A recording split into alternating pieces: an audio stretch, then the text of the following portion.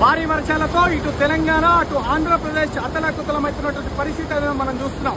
ముఖ్యంగా తెలంగాణ విషయానికి వస్తే ఖమ్మం జిల్లాలో వర్షాల ప్రభావం పూర్తిగా కూడా ఇళ్లలోకి వచ్చినటువంటి పరిస్థితి కావచ్చు. ఇటు మహబూబాబాద్ విషయానికి వస్తే ఇది కే సముద్రం రూట్ లో ఉన్నటువంటి రైల్వే ట్రాక్ కింద ఉన్నటువంటి బేస్ అంతా కూడా ప్రజల్లో కొట్టుకుపోవడం అనేది జరిగింది. ఇటు ములుగు జిల్లా విషయానికి వస్తే ఇటు బస్రా తాడువాయి మధ్య భాగం ఏదైతే ఉందో 163 జాతీయ రహదారి మీద ఉన్నటువంటి ఏరియా కావచ్చు పూర్తిగా కూడా వరదలకు అటు నుంచి వచ్చేటువంటి రాకపోకలు పూర్తిగా కూడా ఆగిపోవడం అనేది జరిగింది. బంగాళాఖాతంలో ఏర్పడినటువంటి అల్పపీడనం ప్రభావం హైదరాబాద్ లో కూడా ఇదే వరదలు కొనసాగుతున్నాయి. ఇంకా 2 రోజుల పాటు ఈ కురువనున్నటువంటి ఈ వర్షాలతో ప్రజలైతే ఇప్పటికే ఇబ్బందులు పడుతున్నారు.